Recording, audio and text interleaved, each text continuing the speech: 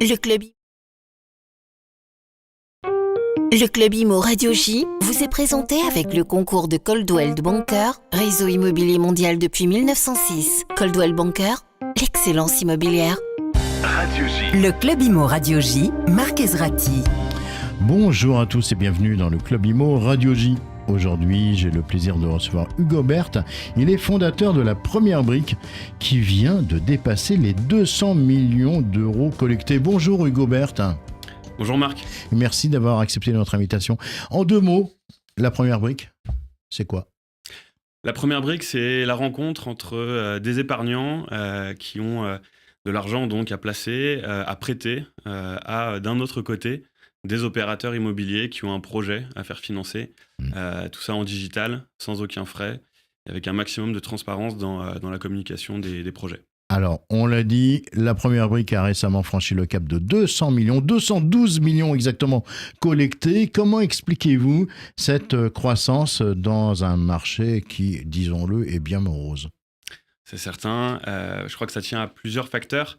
Le premier, c'est la transparence. Je le disais, on met un point d'honneur depuis le début à avoir énormément de transparence vis-à-vis de nos investisseurs dans tous les projets qu'on propose.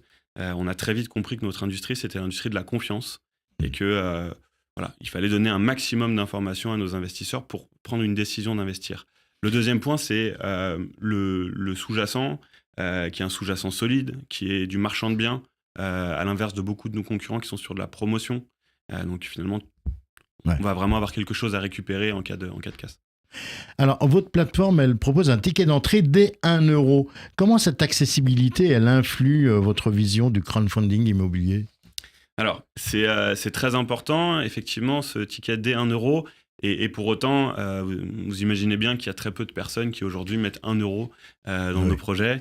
Le message qu'on voulait faire passer, c'est on fait tomber toutes les barrières. C'est-à-dire qu'il n'y a aucun frais. C'est accessible à partir de 1 euro. Et petite astuce, on peut même investir avec 0 euro parce qu'on a un système de parrainage qui permet de gagner de l'argent qu'on peut ensuite investir sur des projets. Alors, quel type de projet vous financez et comment vous les sélectionnez ?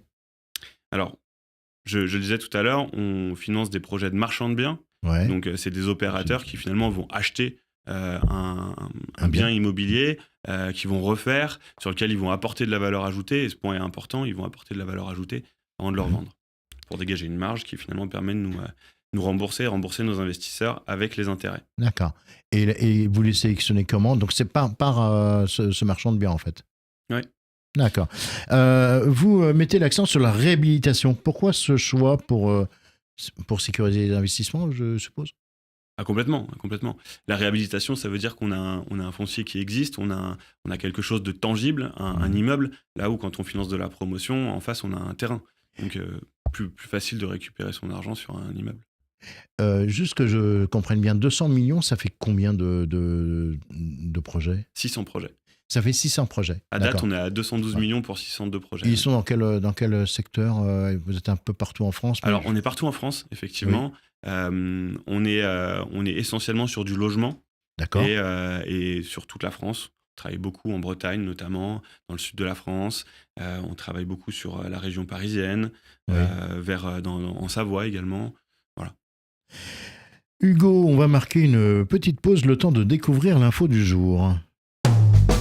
L'info du jour vous est présentée avec le concours du site meilleurbien.pro, la solution digitale pour les professionnels de l'immobilier. meilleurbien.pro. Et aujourd'hui, on va parler de l'audit énergétique obligatoire pour certains biens en vente. Et figurez-vous que ça peut coûter entre 500 et 1300 euros selon votre département. C'est une étude qui révèle des disparités énormes.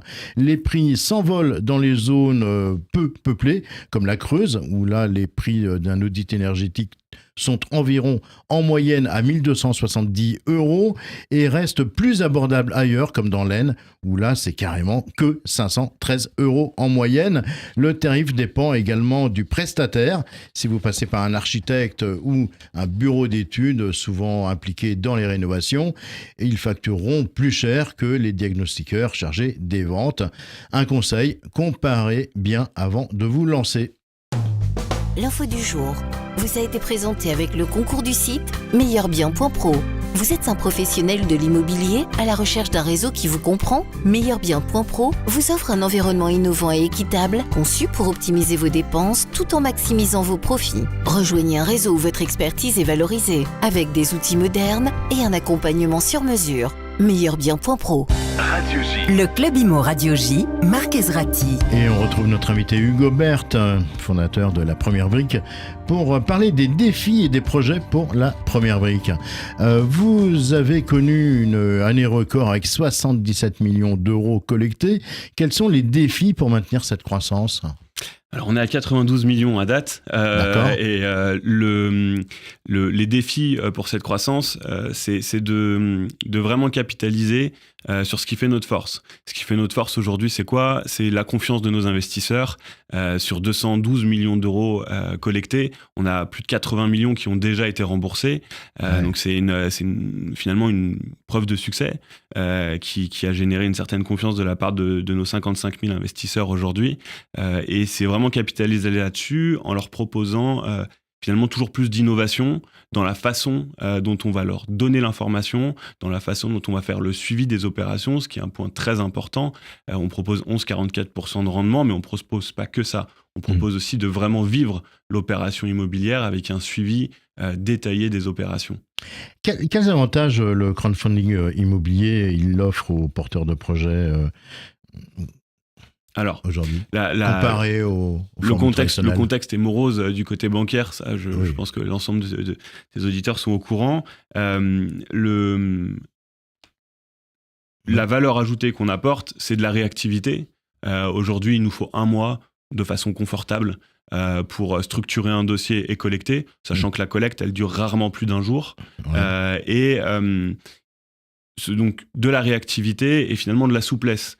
C'est-à-dire que nous, on va étudier vraiment dans le détail la situation du porteur de projet, la situation de la société de projet et finalement du groupe, et bien sûr le projet, pour avoir vraiment des réponses en face de tous les red flags qu'on peut identifier, qui parfois peuvent vraiment s'entendre et qu'on va présenter en toute transparence à nos investisseurs qui feront la décision d'investir ou non. Vous en avez parlé tout à l'heure. La Première Brique, ça affiche un rendement de 11,33, 11,44. Oui. Comment vous assurez la transparence et la sécurité pour les investisseurs ? Par du suivi très régulier. Alors, ça commence au moment de l'audit, c'est-à-dire que l'ensemble de l'histoire qui nous est racontée par le porteur de projet, qui finalement se compose d'un début, pourquoi il a besoin de l'argent, d'une fin, comment il va nous rembourser, toute cette histoire, on va la documenter. Et on va certifier à nos investisseurs qu'on a les documents qui prouvent cette histoire. Le deuxième point, donc ça c'est vraiment dire qu'ils ont toutes les informations pour prendre la décision d'investir. Et le deuxième point, c'est de faire du suivi. C'est-à-dire que tout au long du projet, tous les 3 mois environ, sachant qu'un projet va durer entre 3 et 18 mois en moyenne, on va envoyer des newsletters, donc des lettres d'information à l'ensemble de nos investisseurs pour les tenir informés de ce qui se passe sur le projet, avec des photos à l'appui, avec des témoignages du porteur de projet. Et en fait, ils vivent vraiment l'expérience d'investissement immobilier. C'est quoi vos projets pour 2025 déjà ? Alors, on en a beaucoup. Il y a beaucoup de défis. Aujourd'hui, en France, il y a 15 millions d'investisseurs. En France, 75 000 personnes sont inscrites sur des plateformes de crowdfunding. Donc, on a beaucoup de monde à aller chercher. On a aussi beaucoup de choses à faire dans communiquer toujours mieux sur les projets, sur le risque aussi, parce qu'il y a un risque. 11,44% de rendement, il y a forcément un risque. Aujourd'hui, on a 0% de perte, mais le risque existe.